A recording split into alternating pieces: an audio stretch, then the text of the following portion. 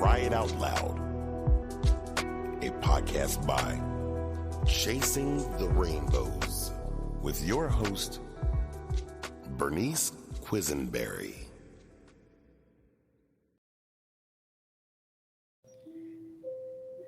Hi, everyone. On this week's podcast episode, we are doing Trauma Therapy Out Loud.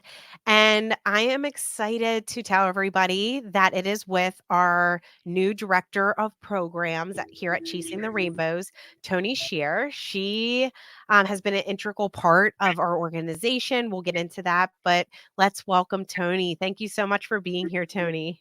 Thank you for having me. I'm so excited. Yes, well, I'm really excited for our listeners, our support recipients to hear all about you.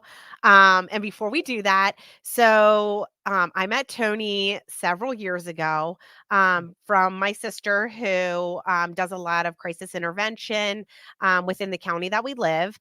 And Tony has been kind of leading the way, I would say, in helping different counties and, with trauma therapy and what trauma really looks like, especially in the workplace, out in public, how to recognize it. And so I got introduced to her, and of course, her story is so beautiful, and I can't wait for her to share that with all of you. But we added trauma therapy services to Chasing the Rainbows, in addition to, our 3 daily support groups that we hold a day, our peer mentorship. The podcast is an extension of that. And we also do trauma therapy for where, we work with Tony's center that she has in addition to being our director. And we, also set them up with therapy pretty immediately. And we get them, sessions either pro bono or at a discounted rate. And we work with Tony and her center on that. So we are just so thrilled to have her a part of our community, being the beautiful light that she is. So, Tony, I would love for you to share about yourself and your story with our listeners. I am happy to do that. So I really have not talked openly as much about my journey, in part because I don't think I really realized how much this was very much related to the mission of Chasing the Rainbows. Many people who have infertility issues or, stillbirth, baby loss, it is something that we suffer in silence. People don't really talk about it. Nobody knows really how to support you through it. So a lot of times it's kind of like your own journey. And even I remember my physicians was pretty kind of callous with what was happening. It was kind of a strange experience for me, but I do remember ever since I was a little girl, I always thought that I would have a family. And that is something that, I was the person who always played house, played with my Barbies. When I was in the neighborhood, I was like the babysitter that people would typically come to and ask for me to watch their children. And I think part of that stemmed also from coming from a broken home as a young person. We were the only family in our neighborhood when I was about the age of 7 where my parents divorced, which also required my mother to do that thing that many women didn't do back then, which was to work outside of the home. So I spent a lot of time caring for my younger sister. When we were not 7, but when we got a little bit older, those were my responsibilities. And I had a lot of responsibilities that came with that. So I think it kind of endeared me to wanting my own family and thinking that would happen. Like most of us think, we don't think about what happens if it doesn't happen. Well, that is what came to be for me. So I always had very problematic, periods throughout my adolescence on into my adulthood that were very difficult for me. And I didn't realize that there was a cause. One of the things that they sought for me was looking at the time, again, it was relatively new, endometriosis, thinking that is something that I was experiencing.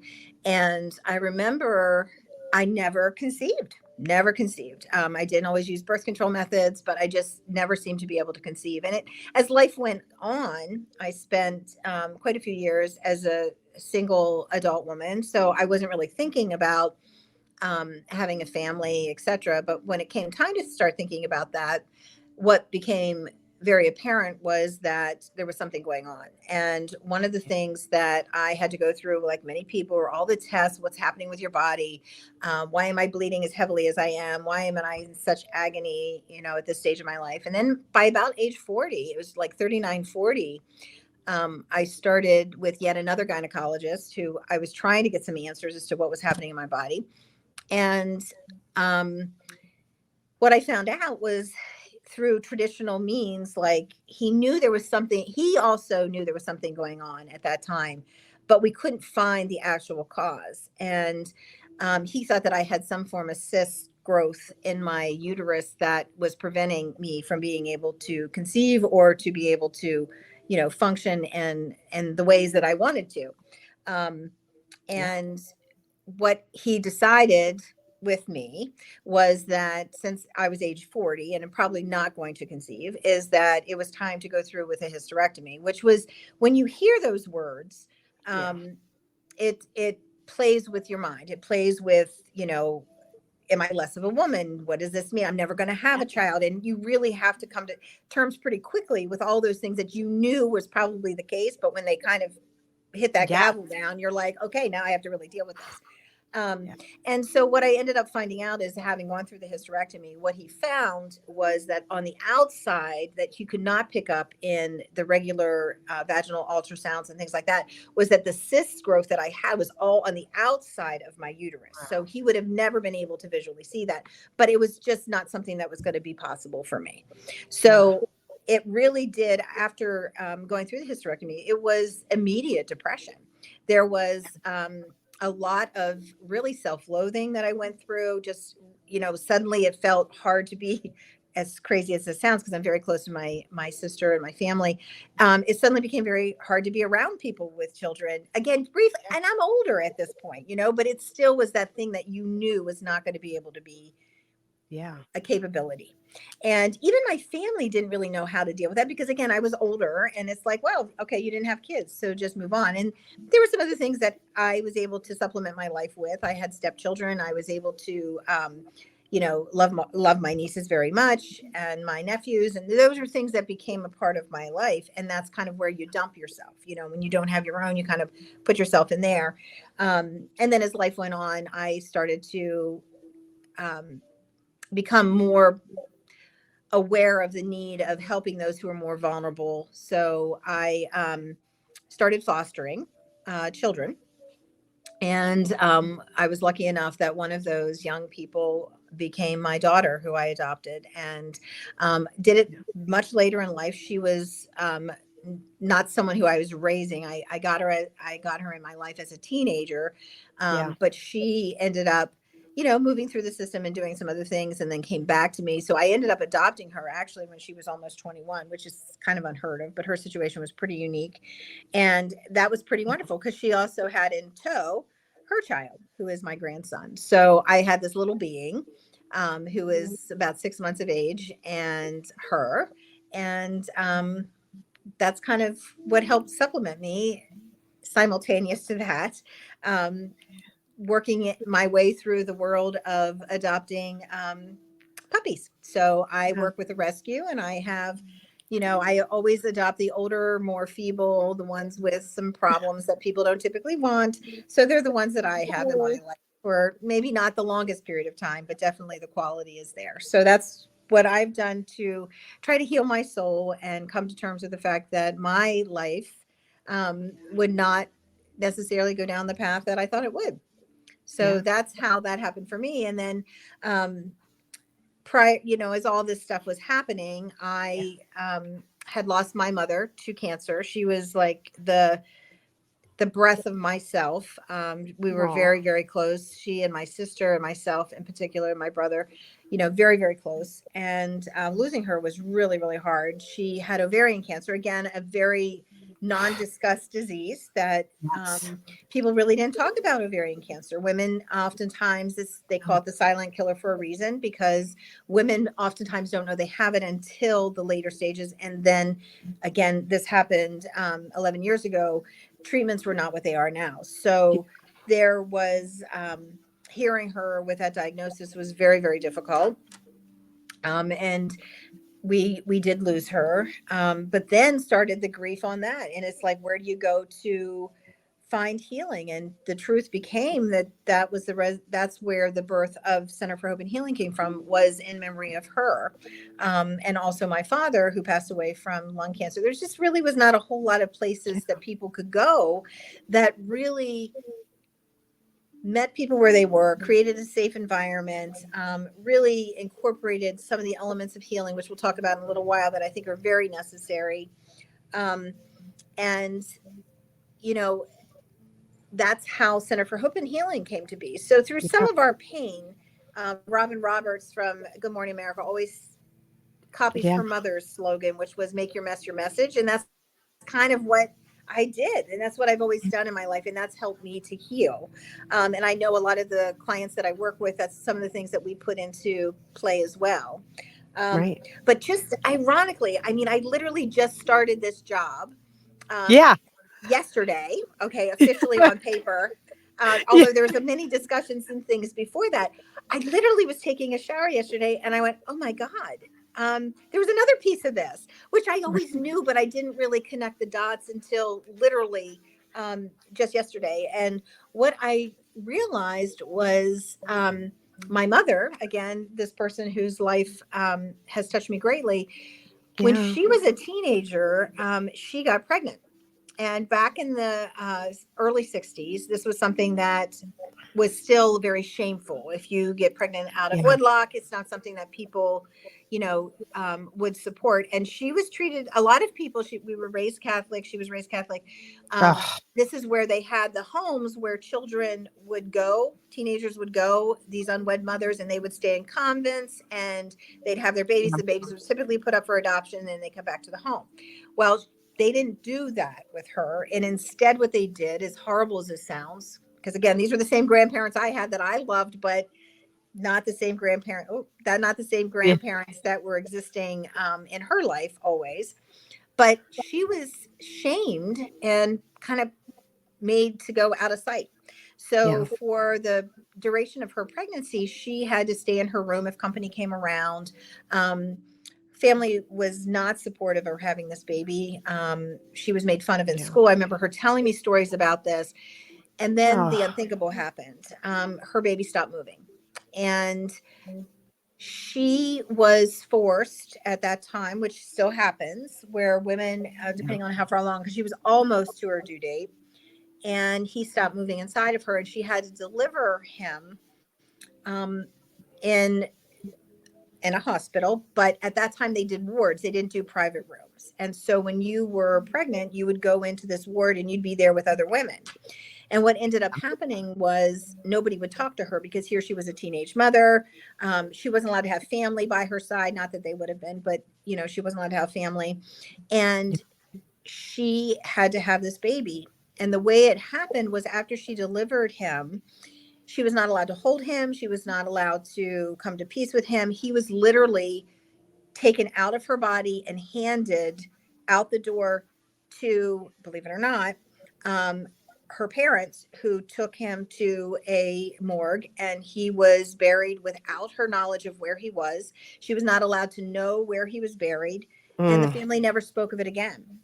Oh, But this is something she had told me about in my early 20s, yeah. that this had happened to her, and it was still a hole in her for all those years. So even after I had come into this world, which, by the way, I was named after a baby that lived, because the only person who talked with her on that pregnancy ward was, or labor ward, was a woman who had a baby, and the baby she had named Tony. So I ended up getting named after a baby that lived, and that was very important to her, and kind of a commitment she had made to herself back when she had that experience. Oh, But on her deathbed, or actually, I'm sorry, on my grandmother's deathbed, after my grandmother had passed away, my mom reached out to her godmother, which was my mother's aunt, my great aunt.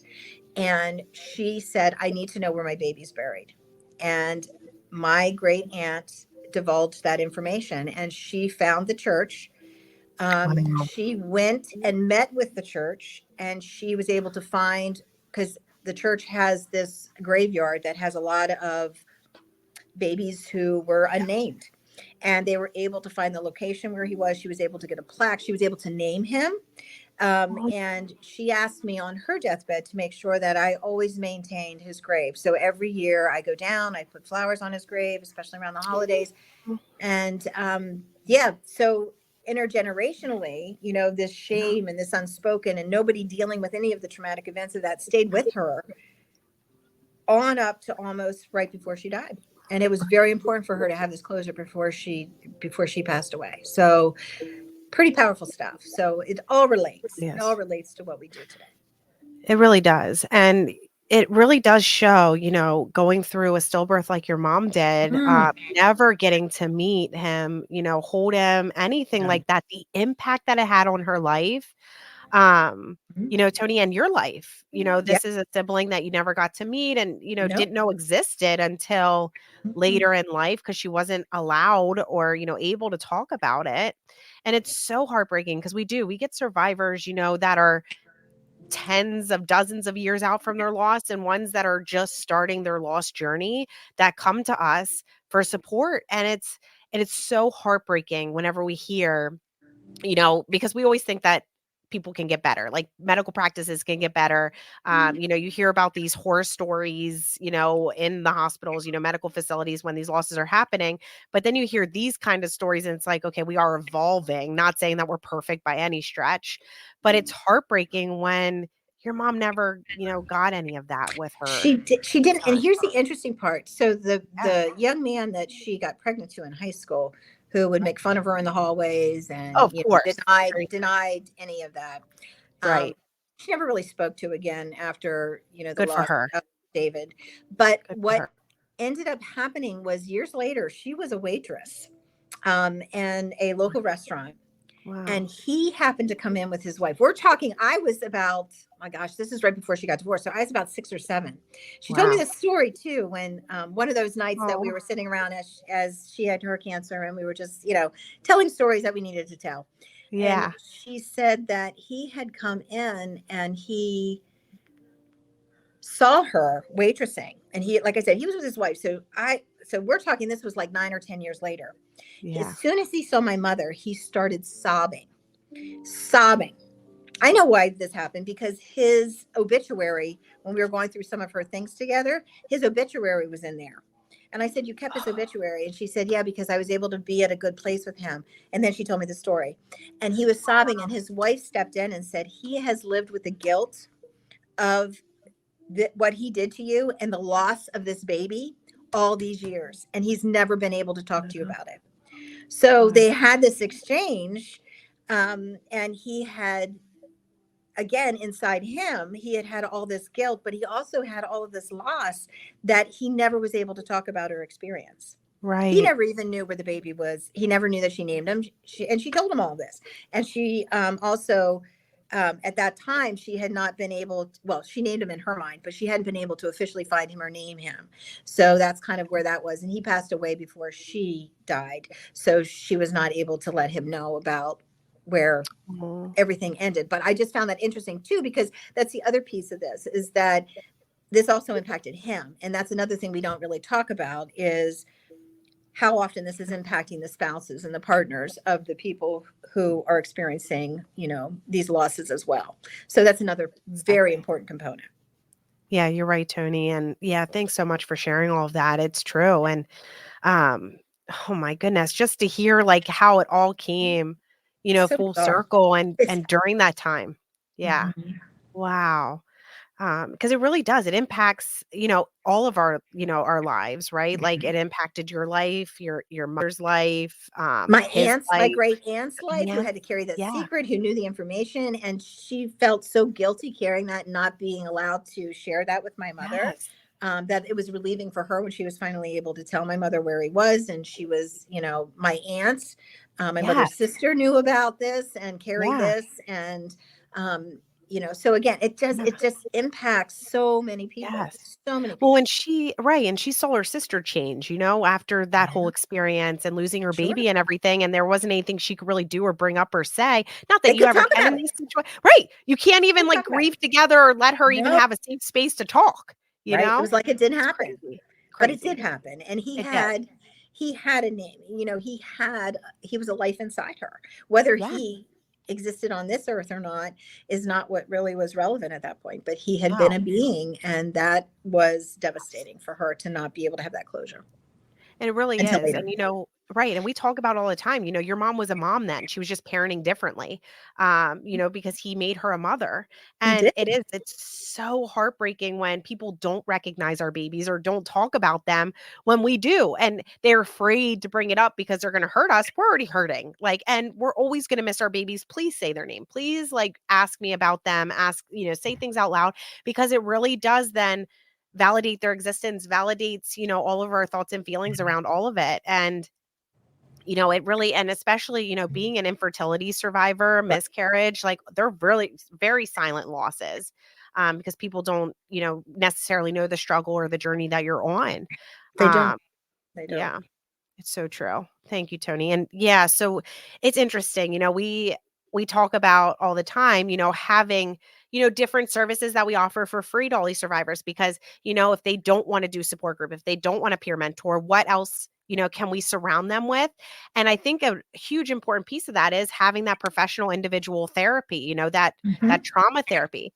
Um, calling around to different centers, not being able to get in, having a 90-day wait list when you're going through so much of a In that whirlwind. you are. Yes.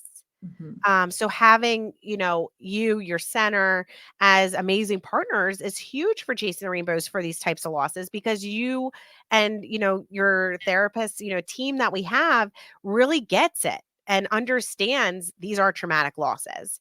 They are. Um, And yeah, years and years and years I spent in the field of family violence, sexual abuse. Those yeah, are the areas that I was very, very specialized in for years. And the yeah, truth is that what we used to say about sexual abuse, you're only as sick as your secret. And again, not trying to label or trying to, speak badly about people going through it. The truth is that the harder that you hold on to things and not talk about it, the more unhealthy people can become. And yeah, so one of the things that I think is very important for people to recognize is the fact that most people, when they go through these traumatic experiences, when you reach out to a therapist, a lot yeah, of what it is learning just how to regulate yourself and learning how to get through a really bad situation. yeah, And it doesn't really require a whole lot more than that. But there are people who might need, depending on the complex traumas of their life, all the things that they may have gone through, they yeah, need something a little bit more and to dive down a little bit deeper. So right. I'm so glad that you are offering these types of services, and I'm a part of these services because I think that they are necessary, Yeah, for people to have these options. Very, very, very, very yeah. necessary. Yeah, and it's not even necessarily like you and I were talking pre-show that somebody's going to need, a trauma therapy type No. of like EMDR or something like that. It's more just getting evaluated, having options, but like in those overwhelming moments, like the crippling moments where I was like on the bathroom floor, Mm, like scream crying as my boobs were leaking and, was still healing my scar and not having Brooke there, like those moments, mm. like what can I do in those moments to like help me with processing, and sometimes it is just crying it out loud, screaming into a Mhm. pillow, and just letting me be where I am. But then in other moments when I can't do that, like when I was having panic attacks, in the middle of work, or all of a sudden like I would be presenting to a boardroom full of professionals and I would start to just like have a flashback, and it was like and then I was crying. It was like, how can I, real quick, like rein it in almost, or take a beat and then come back in and be able to kind of explain it without, causing myself that more isolation and a lonely feeling in that midst of that moment. Well, and I remember, some of our conversations that we've had is that Yeah. part of that is also learning. It's a teaching moment, right? For other people. Yes. So instead of you having to feel ashamed or embarrassed because you're crying, it Right. is Which is about natural for grief. crying, letting yourself cry, have people see you cry and say, okay, guys, this is true. This is mourning. This is grief. Yes. And what you're seeing is you're seeing it in, the live action as it is. So Yeah. sorry for getting off topic right now. I'm okay. We're going to continue. But this is what grieving looks like, and not be Yeah. ashamed of it. We can't be ashamed of what grief looks like. Yes. Exactly. And really can't. And it really is that, because, you can feel that shame, that blame, that guilt, that all fuel our traumas. And you almost feel dirty when all of a sudden, like, I need to take a shower because I just cried in front of people. When in all reality, crying is a natural reaction to mourning and grief. Like, it's a Yes. natural Yeah. reaction. And, it does, like, sometimes then open us up to those insensitivities that people say then, when they're trying to make you feel better in that moment. So it's like also preparing yourself for that. But it's like, okay, let's just take a beat. You're right. Like, this That's right. is grief. Let me just have a minute. I'll be right back, kind of thing. But it is educating when we only get 3 days to grieve or 5 days and have to return, Yeah, you know? that's tough. And the other piece of this is the flip side of grief, and what I look at all the time and what I try to remind people of is that it's a reflection of your love. So grief Yes. is the opposite of love. So we're grieving someone that we loved. So Yeah. regardless of whatever stage of loss may exist, whether it's less than full term, stillbirth, baby loss after, infertility, not being able to, and finding that out, Yeah. these are losses of love. And there is no time limit on that. There's Oh, no apology for how long it takes. People grieve at different levels, and you have permission, if you yes. give yourself permission, to miss the love that is no longer on this planet, that is, or will never be. I mean, you And have right. the right to do that, and it's important to do that. It's just, so I look at it as a reflection of the amount of love that you felt. And It's of so course you're going to true. grieve. Yeah, it's so true. And what's interesting is, so on Instagram today, I put up, a pearl only becomes a pearl when an oyster is wounded. So that's the only way an oyster can create a pearl. And, it's their protection of a foreign object getting into their shell when they're wounded. And that's what they form, is this pearl over time. And how beautiful is that? Because it really is like our development, right? When we go through any type of traumatic loss, and almost like how we blossom out of it, and what comes out of it, because it changes us forever. It It changes does. us as a person to our core. um and gosh, Tony, I feel like we can talk forever about this, but just some practices, you and I have discussed in the past, and things that people can do that, if they're not going to seek therapy through us, or like working with a therapist that they have, that they feel comfortable with in person, whatever that looks like. What are some like practices from like a holistic, in those moments, that people can do? I think so.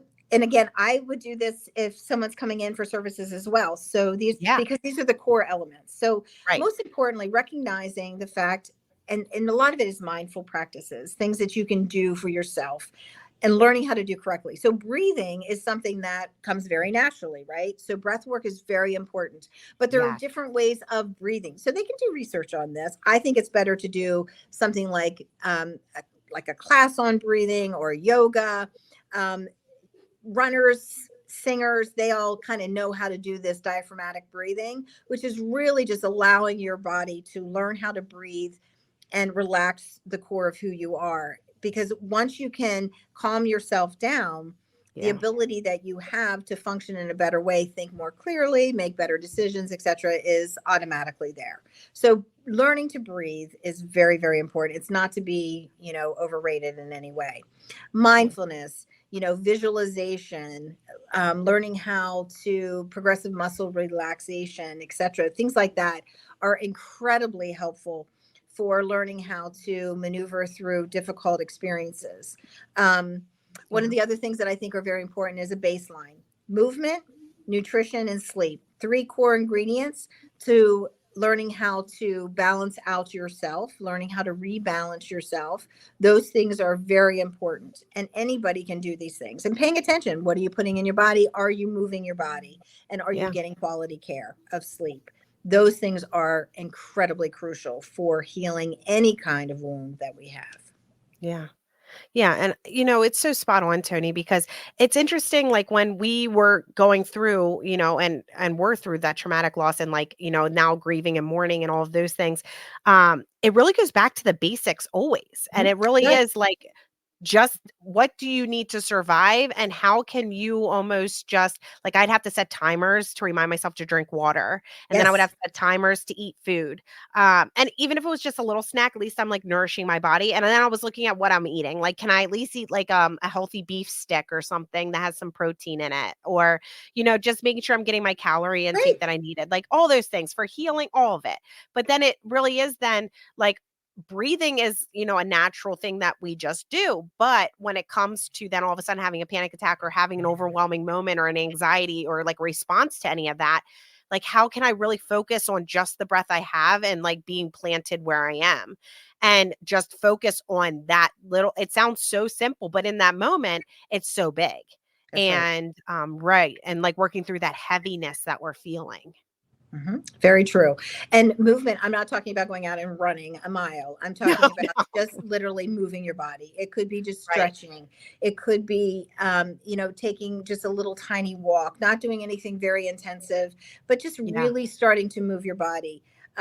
Swaying from side to side, turn on some music and just kind of Yeah. dance slowly, moving side to side. Movement is incredibly healing to our body. There is endorphins that you kick in when you move. That's what people get when they, are exercising. It's what you're Yeah. wanting to do. You're wanting to just get that brain engaged Yes. through the movement of what you're doing. And that includes the nutrition and the sleep. Sleep is something that people need to heal. Yes. When we go, one of the things that happen when we go to hospitals or we, have some kind of injury, we tend to sleep a little bit more. And part of why we're Yeah. doing that is because we're healing. So Yeah. it's very important to make sure that those three key ingredients are existing in your body and in your, your day to day. Very Yeah. important to do, and easy enough to do if you focus on it. And obviously, Yeah. there's no other barriers to that. Yeah. No, absolutely, Tony. And you're spot on. Like, just thinking through it all, I was like, oh my goodness, how many nights did I lay awake doing Google deep dives instead of getting the proper sleep I needed, after our loss? And I think, being reminded of that is huge, or having someone almost like an accountability buddy, Great idea. just, yeah, is so important and huge when, we can't be that for ourselves, during that time. So, Right. And right. educating your support systems if you have, Yes. educating them about what you need and what is important and how they can help. A lot of people don't know what to do to help Yeah. us, which is why many people tend to kind of leave us or Yeah. don't want to stick around because they don't really understand. But if you can teach them what you need, those are ways that they can be helpful. And people like to be Absolutely. helpful overall. People do like to be helpful. What they don't Yes. like is when they don't know what to do. Right. Or when they're pushed away, because a lot of times that is a natural reaction that we have as we push people away because we want to handle it ourselves. But there's no reason to do that because some people will be there for you, and then there'll be other people who won't be. And it's Right. okay to also honor those relationships for what they were, but maybe what they're not going to be.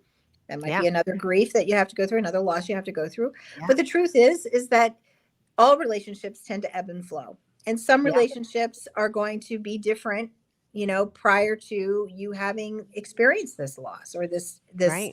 knowledge that you're not able to have what maybe other people have. Yeah. And those relationships may have run their course. I strongly believe people are seasons and reasons and I sometimes know. lifetime. And that you have to learn the difference between that because sometimes we hold on to relationships that were not meant to be anything more than seasons or reasons, and then Yeah. our life tanks because these people are not, we're not on the same page that we could be, Yes. and we're not benefiting. Neither of us are Right. benefiting, us or that Right. other person. So again, sometimes if you adapt that mindset, that again, there will be a very few people who will be lifetime people. If you have Yeah. more than 5 people on your hand that you can really understand that you can count on for all of your life, you're a very blessed person. You don't need more than 5 of those people at any one time. Yeah. However, No. Right. like Facebook, you have 700, 800, 1,000 friends. Yeah. Trust me, these are not your friends. Okay. No. So when you're dumping on Facebook or social media and then the insensitivities come in, that's because they are not your people. Those Right. are people that you have in your life who are seasons and reasons. And maybe it's to increase your count on your social media, but it's not who truly should know what's going on inside of you. No. And that's so Just right. And I think go it's with me. that expectation piece too. Like sometimes my expectations are unrealistic on others. And Sure. then when they fail me, it's because I was thinking that it was this way and it wasn't. And I'm forcing something, like forcing that round peg into a square hole, and it's not fitting. And Not it's gonna, like, why not? And it's because it isn't what it is. And it's just surface level. And yeah, letting go. And it's all those secondary losses, on top of the loss. absolutely, Yeah. absolutely. And it can be a very difficult time, but all of Yeah. it is treatable and healable. It's Yes. just It's so right. creating the mindset to make sure that you can get through that. And again, whatever timeline that takes, there is no judgment here Yeah. with Chasing the Yeah. Rainbow at That's all, or That's at right. Center for Hope and Healing. You do the Right. grief and you go through the grief that you need to for you. Exactly right. This And I is ever know.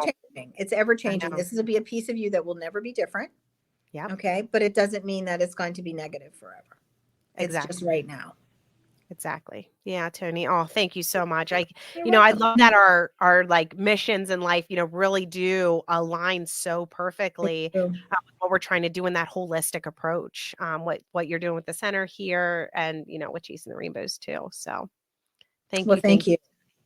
Yes. Well, thank you for being on, sharing all of that with us. And, for any listeners out there, that need to be connected with our daily support groups, our peer mentors, our trauma therapy, and then also our yoga, breathwork, meditation that's specific to these types of causes, we can get you all connected. Just reach out on our website. We'll get you in the right direction. Also your supports, system. If they need some direction, we can help lead them as well. Just have them reach out. We're here for you guys. We're always with you, fertility loss, pregnancy loss, and infant loss survivors. So until next time, thanks again, Tony, for everything. Thank you.